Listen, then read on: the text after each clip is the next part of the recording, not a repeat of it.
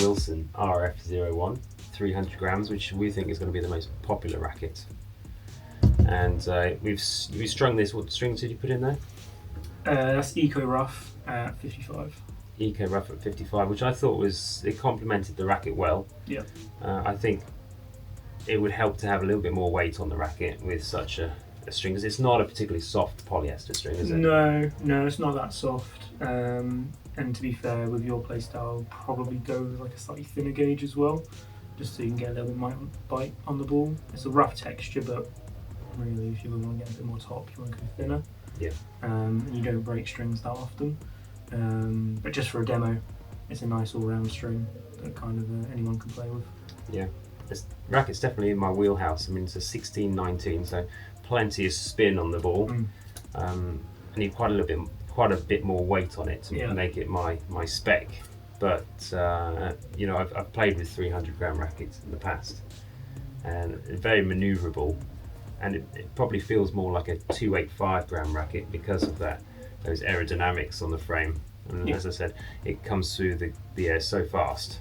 I think it's a similar feel to like Pure Drive, quite whippy, quite get a good racket speed, head speed through it. But then just this kind of that cross between a Pure Drive and a Blade to me, where it's got that slightly smaller head. It's just complements a bit more control. Yeah, interesting you mentioned those two, because the competition for this racket is those two frames. Those ones. What about the strike? I mean, this is not entirely a power racket, is it? Because it's a 98 square inch head.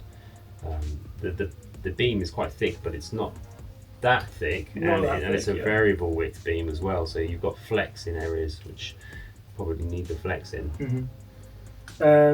It's difficult to compare it to the strike just because of the stiffness. The strike is going to be a lot stiffer than this will ever be. Even the different weights, the strike is going to be a stiffer frame. It's just all Bablats are, and the strike being even boxier as well. The flex that this one gets, I'd say, is comparable to like a Speed. So then you've got the frame shape of like a Pure Drive. So you're saying the thicker beam has more flex? The variable flex. The variable beam. Yeah, it emphasises the flex, and then with the 45 braid, it all just comes down. It's not as flexible as like a Clash. That's ridiculously flexible. Because I've typically gone for, especially in my coaching career, a thinner beam, just to provide that more comfort, because the thicker beam flexes a bit more. Yeah. And you get more feel and control out of a thinner beam as well. You get all that feedback. But with these, what we would call a typically modern frame, you're getting so much power through because it's stiff. But you're losing out on the feel, the comfort. It's stiffen up a bit more on contact is when it will stiffen up, and that really you'll feel it more around the throat here, just where honestly when you strike the ball it kind of cinches in, pulls this part of the throat slightly up, and then that just stiffens these areas here. And that's something I've never heard before. That's awesome. Yeah. So it'll stiffen up those bits. So when you make contact with the ball, and then that just pockets. It's a little bit more. It's like milliseconds, but that just adds a bit more comfort, a bit more control, and it whips off because it's kind of like a rebound effect, which then adds the power. Right. Yeah. So it's a kind of a bit of everything, which is why it's like a hybrid racket. Yeah. I mean, Roger had direct input on creating this frame, didn't he? And it's so different from his usual frames, which are typically so control oriented. Oh, boxy, thin beam. So what do you think he was trying to do with this racket? Is it appeal to more people, or because it's not a frame he's going to play with? Well, it was designed to be, if he was a pro nowadays, what he would play with.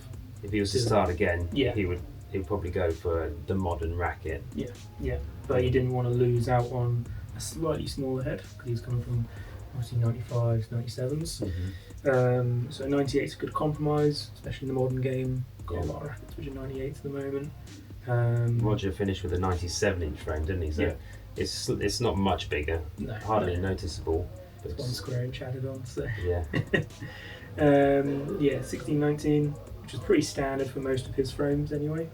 but modern day 1619 is the most popular, closely followed by 1820. It's interesting though, because he had such small head sizes. Mm-hmm. That 1619 was actually quite a tight string pattern, but Oh yeah. on a 98 square inch head, comparatively, that's a much more open string pattern, which leads to a lot more spin. Yep. Loft angle. Mm-hmm.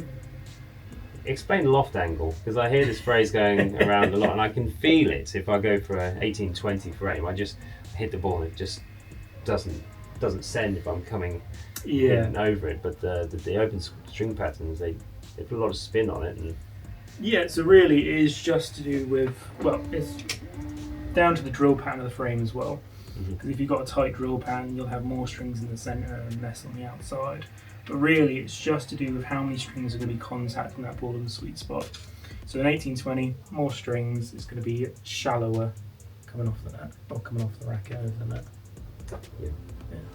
So you've got to just change your angle that you hit it with. So because the head came through so fast on this, I struggled to adapt during the time I had it to hit a serve. Okay. Because the frame's just going through much faster. But I found it had a lot of stability, especially on volleys. It was very good at the net, and on the ground strokes, it was a fast swing, so you could develop quite a lot of power and spin. So all round, definitely a good racket. Last thing I want to go over is the shape of the grip. Yep. Because being a Wilson, it's much more round. Yep. Than it is, say, oval compared to those heads and the Technifibers, which are very oval. So that again is one thing which helps you develop more spin. Yeah, well, it's personal preference really, on how the grip will affect your spin, right? How you hold the racket. But we find that with Wilsons you've got more control over the bevels, so it's easier to identify without looking down at the racket. Something like a Yonex, which just feels naturally a lot smaller, can be a lot harder.